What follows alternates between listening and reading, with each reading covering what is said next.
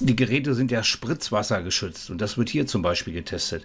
Das heißt, es wird mal richtig schön beregnet und am Ende des Tages muss das Gerät immer noch vernünftig funktionieren. Das muss das alles vernünftig überleben.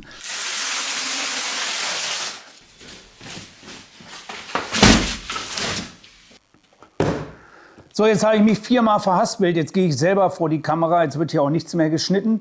Schweißen und sparen heißt es immer auf meinem Kanal, wenn es absolut geniale Sonderaktionen gibt. Und ich habe heute eine Sonderaktion, die steht hier vor mir. Die ist der absolute Hammer. Normal wollte ich die Woche kein Video mehr machen, aber die Aktion finde ich wirklich sowas von genial. Und vor allen Dingen, da sind Sachen dabei, das ist der absolute Hammer. Das heißt, ich habe heute zum Beispiel das günstigste WIC AC/DC Schweißgerät, was ich je auf meinem Kanal vorgestellt habe. Kann man sich gar nicht vorstellen. Und da reden wir nicht von irgendeinem Temu-Gerät, da reden wir von einem Gerät von Stahlwerk. Das Gerät kostet 299 €, ist ein WIC AC/DC Schweißgerät und damit kann man wirklich auch vernünftig Aluminium schweißen, alles. Also das sind richtig schöne Aktionen, 4 Geräte. Ich will die Geräte nicht nur hier irgendwo kurz in eine Kamera halten, ich will die natürlich mit euch zusammen ausprobieren, gucken, was man wirklich für so einen günstigen Preis bekommt. 2 Geräte von den 4 habe ich hier, die anderen beiden werde ich euch in Kurzform erzählen, beziehungsweise die habe ich hier schon mal vorgestellt. Und ich gehe heute noch weiter. Ich habe ein Video gesehen, wie Geräte hergestellt werden. Und das habe ich mir auch gleich unter den Nagel gerissen. Und das gucken wir uns auch an. Das heißt, wir gucken uns wirklich mal an, wo und wie die Geräte hergestellt werden. Das ist also auf jeden Fall ein interessantes Video. Und dabei wünsche ich euch viel Spaß. Und jetzt fangen wir an und gucken uns erstmal die beiden Geräte an, die ich nicht hier habe. Und dann geht es weiter mit den anderen Geräten. Bei der Aktion handelt es sich um 4 Geräte und die fallen alle in die Klasse Einsteiger-Schweißgeräte. Alle Geräte sind mit einem starken Rabatt versehen und jetzt werden viele sich erstmal fragen, Einsteiger, reicht das für mich überhaupt aus? Ich zeige euch natürlich die Möglichkeiten und auch das, was nicht möglich ist, erkläre ich euch natürlich auch. Aber ich würde mal sagen, für 99% der Leute, die hier zuschauen, reicht das, was die Geräte können, vollkommen aus.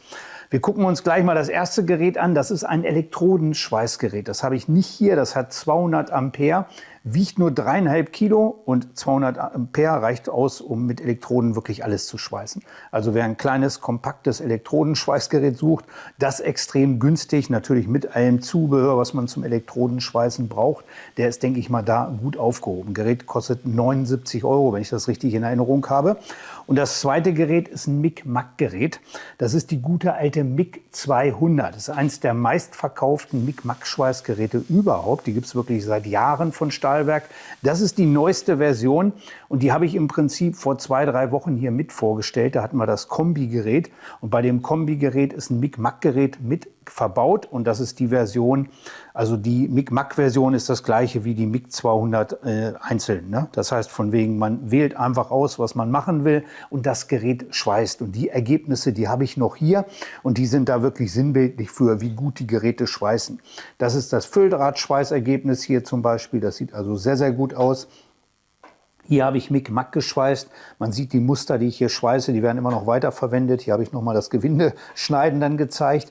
Aber das sind wirklich sehr, sehr schöne Ergebnisse, die ich da erzielt habe. Und wie gesagt, man wählt immer einfach aus, was man machen will. Fülldraht schweißen, Stahl schweißen.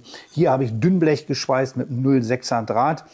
0,6er Blech ist das übrigens auch nur, das können die meisten Geräte gerade mal punkten. Mit so einem Gerät, das lässt sich bis 20 Ampere runterregulieren, kann man sowas wirklich auch problemlos schweißen. Gerät hat 200 Ampere, kann man also auch mal dickere Materialien mit schweißen, kostet gerade mal 249 €. Sicherlich ein absoluter Schnapper. Aluminium schweißen kann das Gerät offiziell nicht, kann man sich sicherlich auch irgendwo hinspielen, würde ich aber wahrscheinlich lieber ein anderes Gerät nehmen, das mehr Funktionen hat, was dann irgendwo auch Puls bietet und dergleichen. Aber was ich damit auch gemacht habe mit diesem Gerät, ist zum Beispiel QSI 3 löten. Steht auch nicht im Handbuch, kann man sich aber auch so ein bisschen hinspielen, funktioniert nach meinen Erfahrungen wirklich auch sehr gut. Das sind die beiden ersten Geräte und die nächsten beiden Geräte sind dann die WIC AC/DC Geräte und die packen wir natürlich aus. Wir fangen mal mit dem günstigsten WIC AC/DC Gerät an, das ich je auf meinem Kanal vorgestellt habe. 299 €, ein komplettes WIC AC/DC Schweißgerät, kann man sich eigentlich gar nicht vorstellen. Normal hätten wir dazu schon ein komplettes Video machen können. Ich werde das Gerät mal einfach anmachen. Hinten ist der Schalter, geht das Gerät an. Und jetzt kommt auch noch ein ganz spannender Moment, mal ganz kurz zuhören. Das Gerät hat sogar eine Lüftersteuerung. Das Gerät hat wirklich eine Lüftersteuerung. Das heißt, wenn ich anfange zu schweißen, geht der Lüfter an und dann geht er hinterher irgendwann wieder aus. Ich habe hier einfach die Basiseinstellung. Zweitakt, Viertakt. Also Zweitakt ist, wenn ich gedrückt halte, schweißt er. Viertakt ist, ich kann zwischendurch loslassen. AC, DC. Und hier kann ich Wick oder Elektrode einstellen. Das kann sich also wirklich jeder merken. Das versteht jeder. Ich habe einen Gasvorlauf, ich habe Schweißstrom, ich habe Gasnachlauf, ich habe eine Absenkrampe und das war's. Hier habe ich noch Balance, kann ich beim Aluminiumschweißen verstellen. Muss ich gleich mal ausprobieren, was man da verstellen muss. Aber in der Regel eigentlich nichts. In der Regel braucht man hier oben nur drehen, wie viel Leistung man haben will. Ungefähr so 30 Ampere pro Millimeter Materialstärke. Und das macht Schweißen halt wirklich einfach. Musste ich auch dazu lernen. Ich habe immer möglichst komplexe Geräte vorgestellt, weil ich selber so ein Spielkalb bin. Man nimmt sich selber immer als Maßstab und viele Leute sind natürlich damit auch überfordert. Die sagen, so eine komplette Schweißrampe, das kriege ich niemals hin. Und für die ist so ein einfaches Gerät natürlich auch eine schöne Sache. Und hier ist sogar noch ein komplettes Zubehörset drin. Gucken wir auch mal rein. Das heißt, das ist ein Schlauchpaket, ein WP26.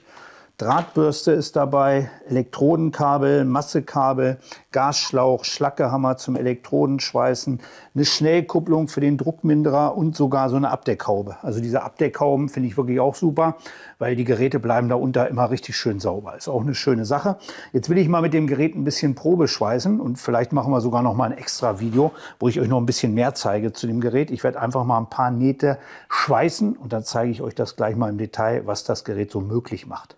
299 € fragt man sich natürlich, wie das möglich ist. Das ist definitiv auch kein Abverkauf, weil das Display wurde gerade erneuert, die Lüftersteuerung ist dazugekommen und das sieht wirklich auch alles andere als verkehrt aus. Ich denke mal so, das Geheimnis ist das, was wir uns gleich noch im Video angucken werden. So, ich schweiße jetzt einfach mal 3 kleine Muster mit dem Gerät und zeige euch im Detail, was ich einstelle, was ich mache und natürlich auch meine Ergebnisse. Wir schalten erstmal auf Viertakt ein. Das heißt, wir wollen DC, also Gleichstrom, wollen damit Edelstahl schweißen. Ich habe hier so 0,5 Sekunden eingestellt. Der hier interessiert uns gerade nicht. Der ist für die AC-Balance und hier oben stelle ich einfach mal so etwas über 90 Ampere ein, 96 Ampere. Hier habe ich 2 Sekunden eingestellt, hier 5 Sekunden, eine schöne Gasnachströmzeit und das war es im Prinzip. Und jetzt können wir losschweißen. Erste Naht 3 mm Edelstahl, Chrom-Nickelstahl, ungefähr 30 Ampere pro Millimeter Materialstärke einstellen. Man sieht, das Gerät zündet vernünftig, schweißt vernünftig. Bei so einem Ergebnis muss man natürlich immer ganz klar sagen, ich mache das schon 2, 3 Tage. Aber man sieht natürlich daran, das Gerät kann das. Was so ein Gerät jetzt nicht hat, ist eine Spot-Funktion. Das ist natürlich auch kein Problem. Das heißt, wir schalten das Gerät auf Zweitakt, sind noch bei DC und jetzt schalten wir diese Stromabsenkung oder drehen wir einfach auf 0, nehmen hier ein bisschen mehr Leistung und jetzt können wir ganz einfach mit unserem Brenner spielen. Das ist hier 2 mm Edelstahl und jetzt gebe ich immer so kleine Impulse mit dem Brenner. Das ist A, schön zu zeigen und B, sieht man schön halt, dass so ein Gerät wirklich vernünftig zündet. Und dann können wir hier einen kleinen Punkt nach dem anderen machen und das ist so die einfachste Wickschweißtechnik der Welt. Die beherrscht wirklich jeder nach 5 Minuten. Man muss immer nur an der richtigen Stelle den Brenner positionieren und dann setzt man hier einen kleinen Punkt nach dem anderen. Und man sieht hier wirklich, das ist auch die einzigste Stelle, an der ich geschweißt habe. Hier habe ich auch nur die eine Naht geschweißt und jetzt schweißen wir natürlich auch noch eine Aluminiumnaht. Dafür auf AC. Hier müssen wir wieder so 2 Sekunden Absenkzeit einstellen. Rest lassen wir so. Hier natürlich wieder auf Viertakt. Jetzt nehme ich erstmal komplett die ganze Leistung. Und was wichtig ist, wir brauchen eine Wolfram-Elektrode, die eine Kalotte bildet. Kann man eine grüne nehmen. Ich habe hier eine pinke, nehme ich immer sehr gerne. Die kann man für alles nehmen. Dann zünde ich einmal in der Mitte, damit sich die Kalotte schon mal bildet. Und dann nehme ich die 200 Ampere. Das ist hier alles 3 mm. Oder das hier unten ist 4 mm, das Rohr ist 3 mm, da brauche ich auch ruhig ein bisschen Leistung am Anfang. Und dann habe ich erstmal 4 Heftpunkte gemacht. Die 200 Ampere sorgen dafür, dass ich hier sofort ein Schmelzbad habe. Ich kann hier also innerhalb von Sekunden Punkte setzen, muss nicht lange warten, das mache ich sehr gerne. Und jetzt bringe ich natürlich eine richtig schöne Grundwärme in das Bauteil, habe danach jetzt einfach mal auf 120 Ampere reduziert. Und damit kann man hier eine richtig schöne Kehlnaht schweißen. Und wer Aluminiumschweißen kennt und weiß, dass das nicht ganz so einfach ist, der sieht hier von wegen, dass man hier ohne aufwendige Einstellungen oder ohne aufwendige Technik hier problemlos Aluminium schweißen kann. Das ist also wirklich auch ein sehr schönes Ergebnis. Ich habe hier auch nur wirklich geheftet, Wärme in das Bauteil reingebracht, durch das Heften schon und dann gleich mal die Naht geschweißt. Habe auch nur die eine Naht geschweißt und die sieht auf Anhieb auch wirklich gleich richtig gut aus. Und ich denke mal, die Ergebnisse sprechen wirklich für sich. Können wir das Gerät also schon mal wegstellen? Und bevor wir uns jetzt das letzte Gerät angucken, zeige ich euch, wie versprochen, wo solche Geräte eigentlich hergestellt werden. Sehr interessantes Video, das habe ich gesehen und habe ich gedacht, das muss ich euch unbedingt zeigen. Die Frage ist natürlich immer, wo kommen die Schweißgeräte her, die wir heutzutage verwenden? Und die kommen zu 99% aus China, auch im Premium-Bereich. Und das sind hier mal sehr interessante Einblicke und das ist genau die Fertigung, werdet ihr gleich im Detail noch sehen, wo die Geräte hergestellt werden, die ich euch in diesem Video gezeigt habe. Und das ist wirklich mehr als interessant. Ich habe immer noch so im Hinterkopf, auch wenn ich weiß, dass es anders ist, dass da irgendwo Chinesen an so einer alten Werkbank sitzen und da irgendwas zusammenlöten, zusammenstecken von wegen. Und man sieht hier an diesen Bildern, das ist heutzutage wirklich extrem anders. Also es ist Wahnsinn, wenn man sich solche Hightech-Produktionen hier anguckt. Und hier gibt es wirklich sehr interessante Aspekte und die wollen wir uns mal angucken. Das ganze Video geht so ungefähr 10-12 Minuten. Das wollen wir uns jetzt nicht alles im Detail angucken, aber so ein paar Sachen, so ein paar Sequenzen, die möchte ich euch gerne mal zeigen. Man sieht hier also wirklich in den ersten Abschnitten, ich scroll hier immer mal so durch, wie die Platinen hergestellt werden, wie hier die Platinen dann wirklich auch bestückt werden. Und man sieht hier im nächsten Schritt, oh, jetzt sind wir ein bisschen zu weit nach vorne geswitcht. Jetzt sieht man hier im nächsten Schritt, wie die Gehäuseteile ausgelasert werden. Was hier natürlich ist, der Laser ist nicht gekapselt. Das wäre in Deutschland zum Beispiel nicht möglich. Da ist das wohl noch möglich. Und dann sieht man hier, wie alles wirklich gestanzt wird, gepresst wird. Und wenn man jetzt so ein bisschen weiter vorswitcht, da fahren die Gehäuse lackiert durch die Gegend. Und hier haben sie sogar schon unser Logo. Und da sieht man schon, dass das wirklich die Gehäuse sind von den WIG-Geräten, die ich gerade gezeigt habe. Darum habe ich gedacht, von wegen, das passt heute wie die Faust aufs Auge. Das müssen wir uns unbedingt mal zusammen angucken. Ich habe das Video mal gesehen. Und da habe ich dann gleich gefragt, von wegen kann ich die Videoausschnitte mal haben. Ich würde auch gerne mal nach China hinfahren, würde mir sowas gerne mal live angucken. Und jetzt sieht man hier von wegen, Gerät ist fertig montiert. Dann probiert einer von wegen, ob alle Taster wirklich eine Funktion haben, ob das alles funktioniert. Und das Ganze geht sogar noch um einiges weiter, was man sich da noch alles Interessantes angucken kann. Was hier halt auch sehr interessant ist, die meisten Firmen, also 99% wahrscheinlich, die hier irgendwo in Europa verkaufen, die kaufen zu. Stahlwerk ist an der Produktion beteiligt, das kann man rein rechtlich auch nachvollziehen. Ob die da immer Stahlwerk-T-Shirts anhaben, das weiß ich nicht. Hier wird zum Beispiel ein Gerät getestet, hier wird dann ein Gerät entmontiert. Und sind also mal sehr schöne Einblicke. Und was ich euch nochmal zeigen möchte, sind jetzt, wie Geräte getestet werden. Das wird hier auch wirklich im Detail gezeigt. Also ist schon mal sehr interessant. Finde ich also wirklich mal richtig schön. Könnt ihr mir in die Kommentare schreiben, ob euch das auch gefällt. Wir können uns das Video auch nochmal zusammen im Detail angucken. Hier sind dann unsere Geräte, die am Ende des Tages dann bei mir in der Werkstatt gelandet sind. Und hier sieht man dann die verschiedenen Testbereiche. Und da werden dann Geräte bewusst belastet, überlastet und verschiedenen Situationen ausgesetzt und werden dann getestet und überprüft. Das sieht man hier mit Strommesszange, so wie wir das auch schön in der Werkstatt machen. Und dann wird das Ganze getestet. Ja, ich switch hier mal so ein bisschen durch. Hier wird es zum Beispiel überlastet und wird dann immer wieder getestet von wegen, ob nach diesen Überlastungen das Gerät trotzdem auch wieder in irgendeiner Form dann auch funktioniert, was natürlich auch ein wichtiger Faktor ist. So ein Überlastungsschutz, hier sehen wir, hier sind wir bei 40 Grad, bei 49 Grad im Minus. Und das muss das Gerät natürlich auch alles überstehen. Das geht dann auf Error, so soll es natürlich auch sein. Und auf der anderen Seite soll es dann ein paar Minuten später natürlich auch wieder ganz normal funktionieren. Das wird hier getestet. Hier sieht man übrigens, das ist die Mic-Mac 200, was das Mic-Mac-Gerät ist, was ich vorhin erklärt habe, gezeigt habe. Da machen wir auf jeden Fall auch noch mal ein Video zu, weil das ist auch interessant. Anschließend, nach den ganzen Vergewaltigungen, wie ich es mal schön sagen möchte, wird das Gerät dann wieder getestet, ob es wirklich auch noch angeht oder oder ob es natürlich auch noch schweißt, was natürlich das Wichtigste ist. Hier erstmal ein kleiner Funktionstest und dann wird wieder mit dem Gerät geschweißt. Guck mal, der hat sogar auch einen Stahlwerk-Schweißhelm da auf. Das ist eine sogenannte Rüttelplatte. Hier wird das Gerät über Stunden mal richtig durchgeschüttelt und da ist dann natürlich auch die Frage, ob sich irgendwelche Kontakte lösen oder irgendwas. Wenn das Gerät auf eine Reise geht, dann wird es natürlich auch richtig durchgeschüttelt auf dem Schiff, wenn das bei euch steht, immer wieder bewegt wird und das muss so ein Gerät halt abkönnen und das wird bei solchen Tests überprüft. Anschließend wird das aufgeschraubt, wird sich alles angeguckt, ob da wirklich alles noch so ist, wie es sein soll.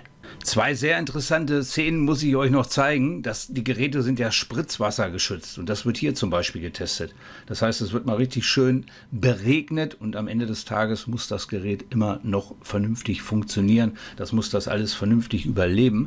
Das ist sehr interessant und hier, warte mal, wo war das jetzt hier? Genau.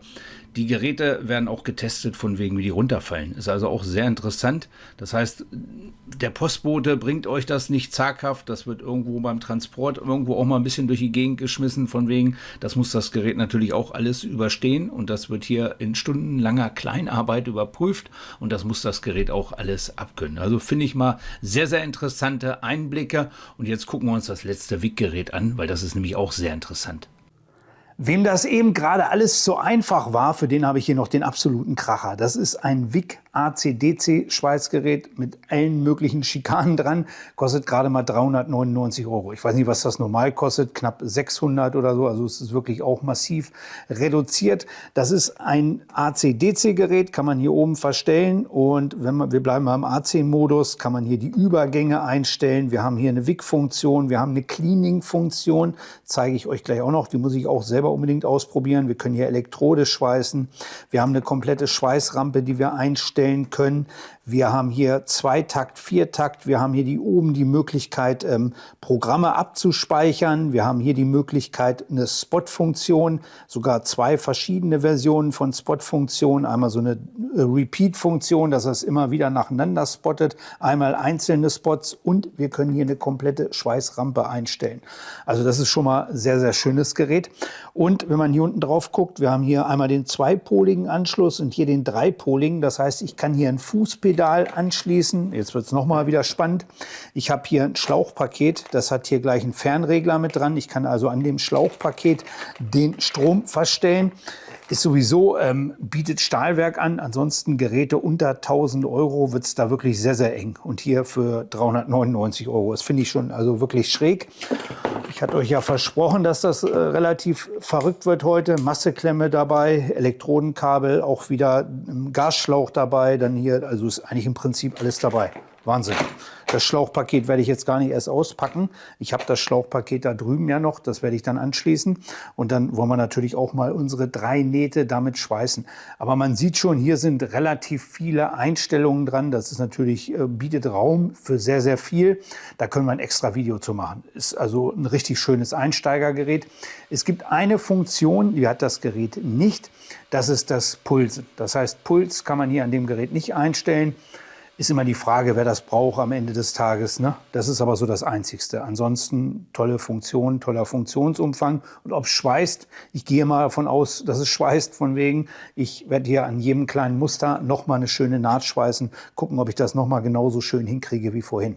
Und ich denke, auch bei dem zweiten Gerät sprechen die Ergebnisse wirklich für sich. Habe ich hier auch wieder eine ganz normale Kehlnaht geschweißt. Hier habe ich als Unterschied nur mal eine Glasdüse verwendet. Verwende ich sehr gerne. Sowas braucht man nicht unbedingt, aber das gleitet halt sehr, sehr schön. Man hat eine sehr, sehr schöne Gasabdeckung damit. Bin ich also wirklich ein riesen Fan von. Und wo man einen richtig großen Unterschied zu dem ersten Gerät halt merkt, ist bei der Spot-Funktion. Bei dem ersten Gerät habe ich das so ein bisschen simuliert. Hier habe ich halt wirklich die Möglichkeit, dass ich Spot einstelle und dann habe ich ganz klar definierte Punkte und kann dann hier das ganz einfach abspotten. Das mache ich wirklich sehr gerne, das macht viel Spaß und die Ergebnisse, die sehen wirklich toll aus. Aluminium wollen wir natürlich auch noch mal schnell ausprobieren. Dafür einfach auf AC stellen, kann ich hier Frequenz, Balance und so weiter alles einstellen. Hier habe ich auch ein zweites Muster geschweißt, habe ich auch wieder die gleiche Herangehensweise genutzt. Also schöne Punkte mit richtig viel Leistung, dann ist das Bauteil ein bisschen warm und dann kann ich hier mit 140 Ampere ganz einfach so eine schöne Kehlnaht schweißen. Sieht auch wieder wirklich auf einem guten Niveau aus, funktioniert wirklich auch wieder gut. Was hier noch eine Besonderheit an dem Gerät ist, das versuche ich gleich auch noch mal in Kurzform, ist halt, das Gerät hat eine Cleaning-Funktion. Da kann ich hier ganz einfach die Leistung einstellen und dann habe ich die dementsprechenden Parameter, dass ich damit Edelstahl zum Beispiel reinigen kann. Ganz einfach elektropassivieren nennt sich das Verfahren. Das ist dann ein Pinsel, ein Kohlefaserpinsel. Sowas kann man im Zubehör kaufen. Und das ist ein Elektrolyt. Das Elektrolyt schütte ich einfach hier in den Deckel rein oder in so einen größeren Deckel und dann kann man da ganz einfach sein Bauteil mit reinigen. Ist auch eine sehr, sehr schöne Funktion. Habe ich sonst noch nie bei einem Schweißgerät gesehen, dass das so mit integriert ist. Hier ist das Ganze mit integriert. Werde ich gleich auch noch mal ausprobieren. Die Bilder blende ich dann hier auch noch mal mit ein. So, im Großen und Ganzen, alles, was ich hier vorgestellt habe, verlinke ich unter dem Video. Ich denke mal, eine sehr, sehr geniale Aktion. Sicherlich auch eine Aktion, die zeitlich nur begrenzt ist und natürlich irgendwann sind die Geräte auch ausverkauft. Ich hoffe, dieses kleine Video hat euch gefallen. Ich wünsche euch auf jeden Fall noch einen schönen Sonntag, wenn ihr das gleich Sonntag guckt und viel Spaß beim Schweißen. Euer Manni.